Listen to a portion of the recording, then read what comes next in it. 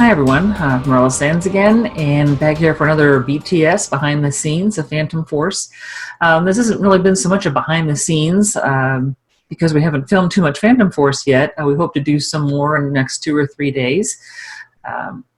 So spoiler alert, we're going to be looking at some shadow people next time, but a lot of things are coming up with that. Trying to redo the series right now with the pandemic so that I don't have to have too many other people, and for some episodes no other people involved, so that we can still keep all our social distancing, mask wearing, hand washing, disinfecting stuff in place. So remember, do wear your mask, please be safe. I want to survive this pandemic. I'm sure you do as well, and you want all your loved ones to. So, you know, it's such a small thing that you can do. Washing your hands and wearing a mask helps a lot. So please, that's my little PSA plug. But anyway, back to today's video. Please, if you like it, hit like and subscribe and the little bell notification button so that you will know when I put up more videos. So today I want to talk a little bit about things you can do to dismiss your paranormal claim, and I'll probably be talking about that for several episodes. And I think that if you're a serious ghost hunter or someone who's really into the paranormal, that this is probably something you're already doing. So I may or may not be saying anything you don't already know, but maybe I am, I don't know. But also if I miss anything, because there's no way to turn this into a comprehensive treatise on everything, put some things in the comments. We can chat about it there. Maybe I'll get some ideas to do in future episodes, or if you want to be interviewed on some particular case you were working on and turned out to be something very normal and you just want to, maybe it's funny or something. If people need to laugh during this pandemic, so if you have something funny, please, and you want to share it, let me know. Let me interview you, and let's put something a little lighthearted on the air in YouTube for people just to have a little lightness in their day. So without further ado, I will talk a little bit about some things you can do to dismiss paranormal claims that turn out to be perfectly normal. Because we want to find those ones that can't be explained, right? That's the whole point. If you want to believe in the paranormal, great, but if you want to know about the paranormal, then we need to get rid of things that aren't paranormal. And of course, one of the things up front is people do lie, people do prank each other. Those are the kind of things you're probably always looking for.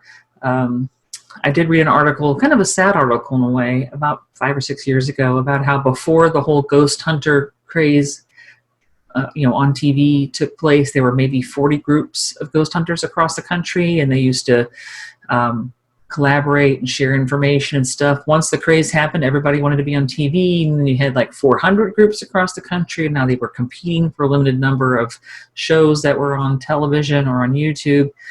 And so it stopped being a more of a collegial kind of atmosphere and more competitive. I hope that's kind of going away now that more people are doing their stuff on YouTube and things. Because, you know, we'll never get there if we don't work together and figure out, hey, these things weren't paranormal. Let's focus on those things that we can't explain. So a few of the things we'll talk about today. One of them, trickery, right? So you might be a ghost hunter who uses trickery. I hope you're not. I would assume that 99% don't do that kind of thing, but there's always somebody out there who's doing this for personal gain or for money or something. And I'm not saying you can't do things for money, but you know what I mean. You're doing it just for money, so you're lying. Yeah, those people are out there. But I remember one of the most unusual things that I thought at the time, but I've kind of done this ever since, is he said if you want to check for poltergeist activity and see if you think the family's doing it, look at the top of the ceiling fan blades, because people will tape things up there, turn the ceiling fan on, and then conveniently things start flying around the room when no one's near the room, right? So that's just a really simple trick. And I have to say that ever since I read that, I clean off the ceiling fans in my house about twice a year because they get really, really disgusting. I had no idea that much dust and stuff would stick to the top of a ceiling fan. So, yeah. And in that case, wear a mask because you're going to get a lot of dust right in the face. Okay. Just side note for cleaning your house. So, yeah, some people will try to trick you. It happens. You just need to be aware of that. But other times people, are perfectly legitimate, and they believe that there's a poltergeist in their house. My own family has some poltergeist stories. These would have happened in the 20s. I'm trying to think of when my grandmother and her siblings would have been teenagers, but that would have been in the 1920s, very early 1930s. This is in a small town. And basically the poltergeist that they claim they had did three basic things. The first thing was that if you were all in the evening in the parlor, sitting around, just, having your evening chat with people, winding down from the day, suddenly there would be a sound in the kitchen as if someone had gathered up all the pots and pans and every piece of silverware and just thrown it all on the floor at the same time. Huge crashing sound.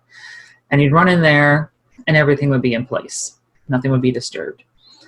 The second thing would be that there was this great big trunk in the attic where my great-grandmother kept, I guess, winter things in the summer and summer things in the winter. So you'd go up there a couple times a year and trade out what was in the trunk.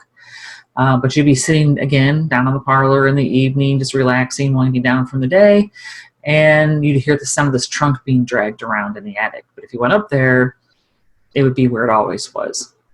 And the third thing this poltergeist would supposedly do was it would rip the bed sheets off of my grandmother's brother Wilfred's bed. So he was telling us around school, and a friend of his apparently didn't believe him and came over and was sleeping in the same bed with Wilfred to kind of catch him doing this, right? So at some point in the night, he feels the covers being pulled down. He thinks it's Wilfred. He looks over. Wilfred appears to be asleep. So the friend's like, well, that's weird. I don't know how he did that. But so he pulls the covers back up, and then they're like ripped off the bed. At that point, the friend is like, nope. And he just nopes out of there. He's running down the street screaming that the house is haunted, and he apparently never went in the house again. So those are the three things that would seem to happen when my grandmother was growing up. But then also, the house where my mother was born, it's a log cabin. I remember, I'll get a picture out of it. It was built in 1838 as a fur trapping location, selling furs and stuff. It's still standing. Someone's just renovated it about 10 years ago, so it looks much better than it had for a long time. And anyway, apparently things would rattle. There'd be weird lights that people couldn't explain, and even men who normally, like my grandfather, saw themselves as strong, powerful men would just sort of shake in fear in this house because of all the rattling and the weird lights and stuff. So I don't have any corroborating evidence of that. Those are just the family stories. So the second thing I want to talk about is there's this TED Talk I've shown my students a couple of times when I want them to think about critical thinking. She is a skeptic and she doesn't believe in the paranormal, but she moved into this apartment and suddenly was feeling this weird oppressive feeling, kind of thinking after a while she was seeing things in the shadows. She kind of felt like she was being watched. I got to the point so bad that she called a friend of hers, and the friend's like, look, I know you don't believe this kind of stuff, but you need to have it blessed or, burn sage or whatever. So she did what the friend suggested, but it didn't go away. She finally got so desperate, she called a ghost hunting group and was like, can you come out and investigate, because I don't know what's going on. So the first thing the ghost hunter tells her is you need to check the carbon monoxide levels. And so she did, and they were just really high, scary high. She calls the landlord. The landlord has someone to come in to fix the furnace. And he's like, yeah, at these levels, you wouldn't have made it much longer. You just would have gone to sleep at some point and you wouldn't have woken up, because this was getting to be, a fatal, you're starting to get a fatal dose here. Or you would have after a short while. So yeah, her ghost turned out to be carbon monoxide. So, those kind of things you need to think about. And obviously that particular ghost hunting group, that was the first thing out of the guy's mouth. So he saved her life, right? Instead of coming out and trying to do EVPs or take some pictures or whatever, he actually gave her a real world reason why she might feel that way. And it turned out it was true. And obviously, I guess if the carbon monoxide levels had been fine, she could have called them back and said, yeah, I did that, it's fine. And I still have this weird oppressive feeling, and they could have come out. So, make sure you've checked things like that. Is there something going on, like carbon monoxide levels, that might be your ghost? Something else that happens, and it's normal, are hallucinations. If you think about it, your brain is basically 3 pounds of neural material stuffed in a black box, right? You've got your brain stuck in your skull, and it's just sitting there receiving electrochemical signals from your nervous system. It then must basically create the virtual reality, in a sense, that you live in. I mean, it's sort of like Oculus Rift, but it's your brain. And so your brain is doing a pretty good job at creating reality so that you can kind of go through life feeling like your eyes are like cameras and you're seeing reality and you're seeing it real time. But technically, you're seeing a virtual reality that your brain is creating, and there's just a fraction of a second difference. Now, we live with that to the point that, you know, we don't notice it, right? And it's not that great because someone throws a ball at a pitcher throws a ball at the catcher and it's going 90 miles an hour and the catcher can catch it. Clearly, you have to be able to focus on that ball and catch it, even if it's traveling very quickly. So your brain is keeping up pretty well. But it isn't reality what you're seeing. So when you say, I saw it, I know it was there, that doesn't fly. You saw it, your brain interpreted some data that way, or misinterpreted some data, or made up some data on its own, or whatever. So you're really relying on your brain to tell you what's out there and to construct your own personal virtual reality so that it matches what everybody else is seeing, and it matches reality as closely as possible. It doesn't mean it always is matching reality. So when someone sees something and someone else doesn't see it, it doesn't mean it's really there. Of course, holding out that hope that maybe paranormal is real, maybe it is there. Okay, so you can explore that, but maybe it isn't. And a couple of the really common kinds of hallucinations are hypnopompic and hypnagogic hallucinations. So hypnopompic, I can't say that suddenly, hypnopompic hallucinations are when you're going to sleep. Hypnagogic hallucinations are when you're coming out of sleep. And basically your brain is switching over to sleep mode or switching out of sleep mode.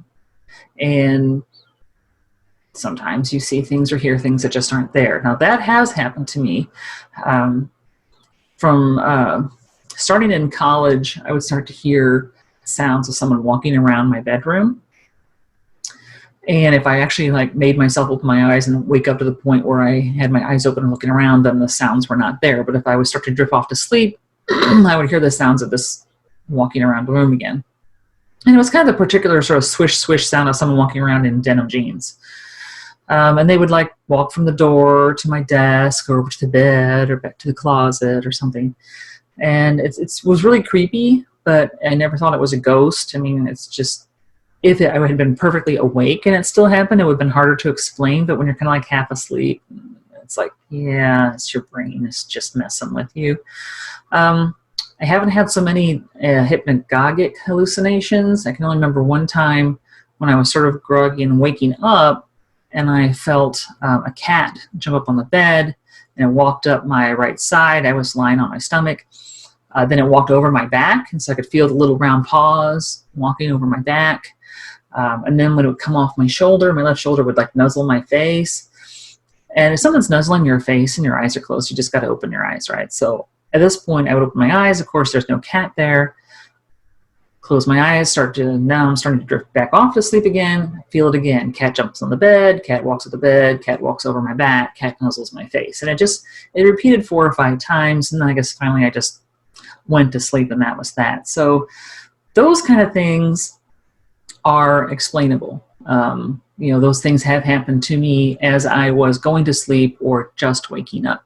And if you read a lot of haunted house or whatever accounts, a lot of times people say, I was going to sleep and I saw and I heard, or I had just woken up and I saw and I heard, whatever. So those kind of sightings to me are not as convincing as something where someone has been awake, maybe it's the middle of the day and they're doing something and then they hear or see something. At least we don't have the sleep part to complicate that story. Okay. So you have to think about hallucinations because your brain is your brain. It's a piece of neural material. It's doing its best, but that doesn't mean that what it creates around you is 100% what's actually there. So the other thing I want to talk about today, and the last thing I'll talk about today, is the power of suggestion. I did tell you in the earlier episode about that ghost hunt we went on that bored us, where the woman just kept telling people, take pictures, in the, flash pictures in the dark, in the summer with the insects and the dust and everything. And also, if you stand in this particular spot, something will touch you. And after like 15 minutes of her insisting, something will touch you, something will touch you, people were starting to feel things touching them. And I was like, well, yeah, she's been telling you for 15 minutes that something's going to touch you. So, now something's touching you. I'm not impressed by that. If people have been going around on the tour and someone suddenly said, hey, something touched me or yanked my hair or tugged on my coat or whatever, and they hadn't been prompted, maybe that would have been a little more convincing. Of course, you can always have a shill in the group who's going to play off the ghost hunter or the tour guide. So, I don't know if I would have been convinced that something just happened to happen when you're on the ghost tour. But at least then you wouldn't have had the prompting for, minute after minute of this person saying, has anything touched you yet? If you stand right here, something will touch you. So remember that your brain is suggestible. It's one reason why I would not feel comfortable, say, doing a seance where someone said they could bring up, a demon or something. Not because I really believe in demons, but I do believe in the power of suggestion. And I'm kind of thinking if someone suggested to me often enough that I was going to see something, that I might. And my brain would create what they kept telling me I was going to see. And it's like, I don't want that kind of experience. If I'm going to see something or hear something or experience something, I don't want someone to be telling me ahead of time what it's going to be, and then my brain fills in the gaps. That's just not convincing. So unfortunately, people are really suggestible, and there's a story in this particular book. I've shown this book before, Paranormality, that I actually got in a bin at a truck stop. We'd call it a truck stop in the United States, in Britain. And there was, like, as you can see, this little sticker, buy one, get one at half price. So, I'm like, oh, see if I can find something to read while we're driving, on the, I don't know which particular motorway that was. It was the M4 or something. But, it's not exactly the most exciting when you're driving on an interstate, a motorway. And so I'm like, okay, books, that's cool. Well, in this book, he tells a story about in 1970, some guys who worked for a magazine were going around the Docklands in London, and they decide to make up a ghost story. So they work ahead of time, they design their ghosts, they give it a backstory, they start telling the story like in the pubs and stuff, and telling people, have you heard about? And it's a phantom vicar. Okay, so have you heard about this phantom vicar? He's in this neighborhood, and this is his backstory, and this is what happens, and I heard this from somebody or whatever. And then they leave. They plant the suggestion in some pubs and some people. 3 years later, some people from the BBC were doing a documentary. I'm not sure if it was on hauntings or psychology or what, but they heard about what those guys from the magazine did, and they go back to that same neighborhood, and they're like, is anybody even going to remember this story? I mean, it's been 3 years. So they start hanging out, and they're talking to the locals, and they're like, we heard about this phantom vicar. Do you know anything about it? Everybody knows the phantom vicar at this point. Lots of people have seen him. And one woman even tells them that her son, who's like 3 or 4, is so terrified because this phantom vicar is appearing at the foot of his bed at night, and he's got red glowing eyes. He's terrorizing her little child. Kid can't sleep in his room because of this ghost. Okay, this ghost never existed before those guys made up that story. And yet 3 years later, he's real enough to keep little kids up screaming in the middle of the night. So those things are also stuff you have to watch out for. People like ghost stories. I like ghost stories. And some people will believe the ghost story, and it becomes more real, and they become more suggestible, and you end up with a ghost that is actually not a ghost. Okay, so the phantom vicar was never there. And that is a problem, right? Because ghost stories are great. But what do you do? How do you determine what's real and what's just a story that's been suggested to someone, and they have taken that story and kind of absorbed it to the point where now it has become real to them personally and to the people in their family. What happens when it's real enough to keep your little kids screaming, from sleeping in their bed? That's a real ghost in that sense, right? Because it's certainly real to that little kid. He's seen this vicar with glowing red eyes at the foot of his bed at night, and he can't sleep, and he's terrified. So I don't know how we can always sort that out, the power of suggestion, but it is something that we have to keep in mind. And I would assume that if you are a ghost hunter out there and you are